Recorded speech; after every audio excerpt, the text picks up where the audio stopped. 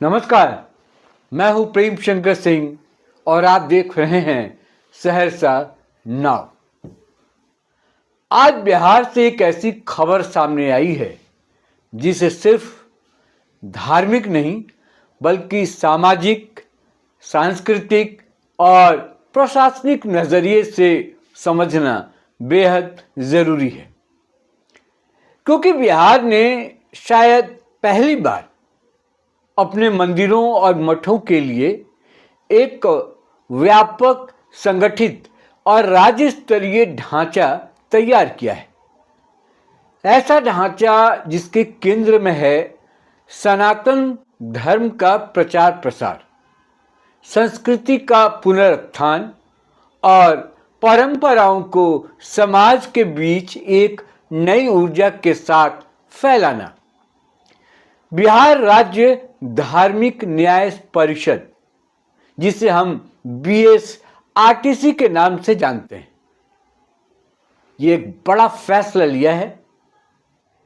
फैसला ये है कि बिहार के हर जिले में एक एक संयोजक नियुक्त किया जाएगा जो इस जिले के सभी पंजीकृत मंदिरों और मठों की गतिविधियों पर नजर रखेगा, समन्वय करेगा और ये सुनिश्चित करेगा कि सनातन परंपरा केवल दिखावे तक सीमित न रहे बल्कि लोगों के जीवन और व्यवहार में भी समाहित हो। ये कदम इसलिए भी बड़ा है क्योंकि परिषद किसी विभाग के हवाले नहीं है। ये सीधे सीधे विधि विभाग के अंतर्गत आते हुए धार्मिक संपत्तियों और गतिविधियों की निगरानी करता है। बिहार में इस समय कुल 2499 मंदिर और मठ पंजीकृत हैं और अब इन सभी को एक संगठित धार्मिक प्रशासनिक नेटवर्क में जोड़ा जाने वाला है। परिषद ने साफ कहा है कि संयोजक किसी बाहरी व्यक्ति को नहीं बनाया जाएगा। ये नियुक्ति केवल महंतों और मुख्य पुजारियों में से ही होगी, यानी वो लोग जिन्हें मंदिर की परंपरा, धार्मिक जिम्मेदारी और समाज के विश्वास का अनुभव है। सबसे दिलचस्प बात यह है कि संयोजकों की नियुक्ति की प्रक्रिया सिर्फ 1-2 दिनों में शुरू होने वाली है, यानी ये कोई लंबे समय की योजना नहीं है। इसे तत्काल लागू करने की तैयारी है। इससे साफ पता चलता है कि बिहार सरकार और परिषद दोनों चाहते हैं कि धार्मिक ढांचा नए स्वरूप में तुरंत दिखाई दे। अब बात उस फैसले की जिसने इस पूरी घोषणा को और भी महत्वपूर्ण बना दिया। वो ये कि बिहार के हर पंजीकृत मंदिर और मठ में हर महीने 2 विशेष पूजा अनिवार्य रूप से कराई जाएगी। पहली पूर्णिमा पर सत्यनारायण कथा और दूसरी अमावस्या पर भगवती पूजा, यानी 2 तिथियां और 2 पूजा हर महीने फिक्स। आप सोचिए, पूरे राज्य में लगभग 2500 मंदिर और मठ और हर महीने 2 निश्चित पूजा।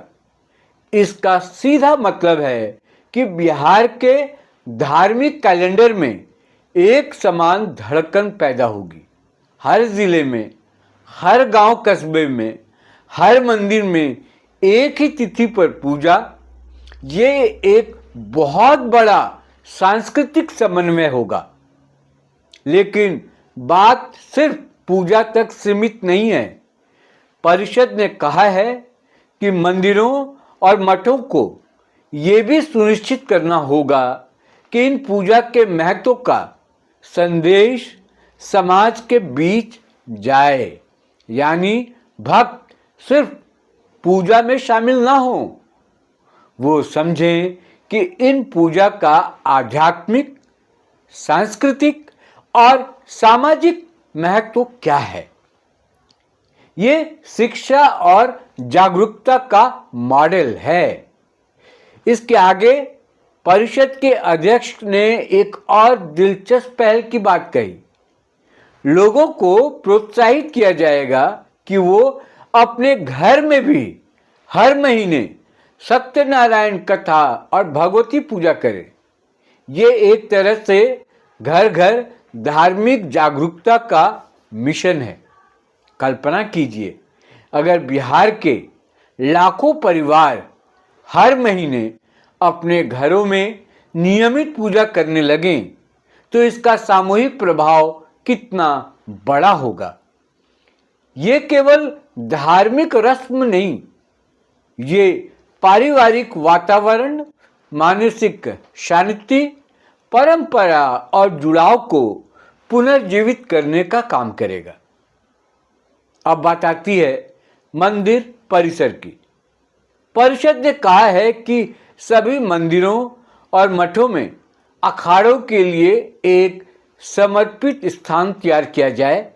अखाड़ा केवल कुश्ती की जगह नहीं होता, ये भारतीय संस्कृति का जीता जागता रूप है, जहाँ शारीरिक व्यायाम है, अनुशासन है, तप है, कला है और संस्कृति की परंपरा भी है।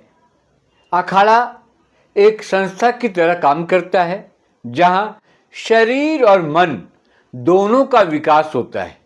इसलिए मंदिर परिसर में अखाड़ा बनाना सीधे तौर पर संस्कृति को जीवित रखने की कोशिश है। रणवीर नंदन ने यह भी कहा कि मंदिर और मठ केवल पूजा पाठ तक सीमित न रहे, उन्हें सामाजिक गतिविधियां और सामाजिक सुधार के काम भी करने चाहिए, क्योंकि भारतीय परंपरा में हमेशा ये मान्यता रही है कि मंदिर समाज का नैतिक और सांस्कृतिक केंद्र होता है। त्योहारों को उन्होंने सद्भाव, भक्ति और सामुदायिक भागीदारी की जीवंत अभिव्यक्ति बताया। और सच भी है, पूजा हमें जोड़ती है, त्योहार हमें एक दूसरे के करीब लाते हैं और समुदाय की ताकत पैदा करते हैं। अब आते हैं उस घोषणा पर जो बिहार को अंतर्राष्ट्रीय नक्शे पर धार्मिक और सांस्कृतिक केंद्र के रूप में स्थापित कर सकती है। राजगीर में सनातन धर्म पर एक अंतर्राष्ट्रीय सम्मेलन करने की तैयारी की जा रही है।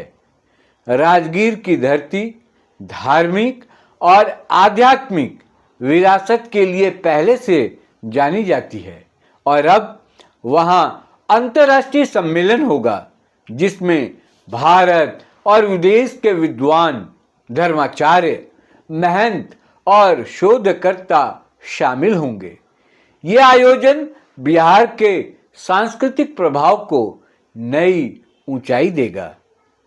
एक और अहम फैसला, परिषद एक धार्मिक कैलेंडर जारी करने वाली है। इस कैलेंडर में सभी त्योहार, विभिन्न पूजा और धार्मिक गतिविधियां होंगी और इसे पंजीकृत मंदिरों और मठों के माध्यम से बिहार के हर जिले, हर गांव तक पहुंचाया जाएगा।